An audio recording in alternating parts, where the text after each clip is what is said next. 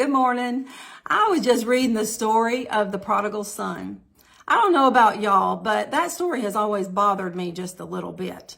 And the reason being, I always identified with that brother that stayed home, the brother that worked and did what his father asked him to do and was obedient and, stayed there and helped build the business. I always identify with him, and I could understand why he got mad when that little brother came in who had been out there squandering all his money, all his resources, had done nothing that the father had asked him to do, and came back and he got the royal treatment. He got a party thrown for him, and a party had never been thrown for the other brother that stayed home. Or at least that's what that brother that stayed home, that's the way he looked at it. Sometimes we look at our situation a whole lot different than what the truth probably is. That brother thought he was doing everything good. He thought everything, and that here this brother is coming in and getting all the attention. He should have gotten some more attention for the good that he had done. Sometimes we look at that too. We look at the outside rather than what's on the inside. The things, we look at things we don't have rather than the things we do have. I have an older brother. He's 2.5 years older than me. And when we were kids and when he was a kid, first of all, he got braces. I did not get braces. We had to go to Atlanta, it seemed like every other week, for him to go have his braces adjusted and have something done to his braces, and his mouth hurt, and then this and that and another. I didn't have to have braces. I had straight teeth. Then he got glasses. And not only did he get glasses, he had to have contacts because he played sports, and he couldn't wear glasses out on football field. So he got glasses too. And then it seemed like we were always going and getting new contacts and new glasses. And here I was, I had perfectly good eyes. I had relatively straight teeth. I didn't need either one of those. And yet I was jealous over that. You know what? Back in my day, glasses and braces would have been the death of your social life. It definitely would have been mine because I was not like my brother. I was not outgoing and out there playing sports and doing all that. It didn't bother him a bit. It didn't slow up his social life at all. And I thought, well, how unfair is that?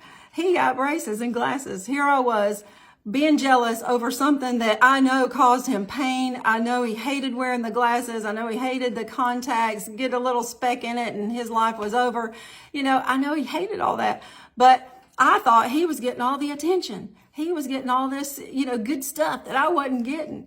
And now I can look back on it and say, good grief, here I had the good life. And here he was actually suffering, and I was jealous over that. God does not look at the outside. God looks at our obedience. He looks and he favors obedience.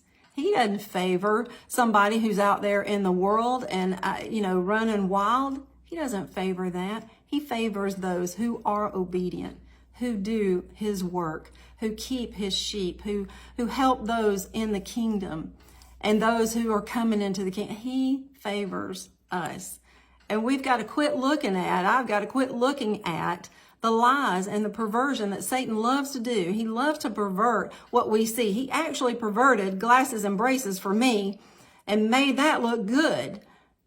That was not good. I am so thankful I didn't have to go through that as a kid. But that's what Satan likes to do. He likes to lie to us. He likes to make us think we're missing out on that.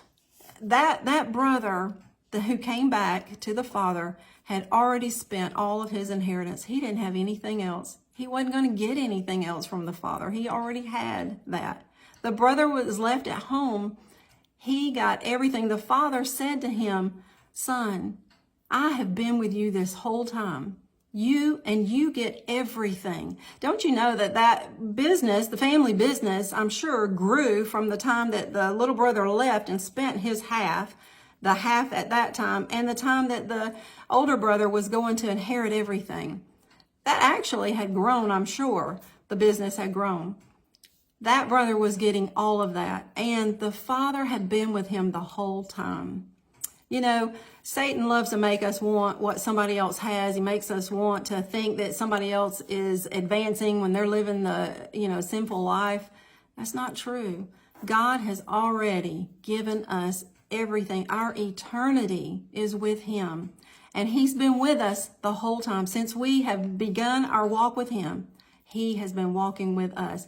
I can tell you, I sure would not have wanted to live my whole life without the Lord. The things that I have been through, the things that I have done, I would not have wanted to live my life without him. But he's been with me the whole time. His peace, his presence, his joy, his goodness, his kindness has been with me my whole life. And I'm so thankful for that. God favors obedience. He has already given us everything that we can ever need, ever want, and we have our eternity with him. Would I ever want to trade that for somebody who is squandering their inheritance out there in the world? No. No, I would never want to trade that.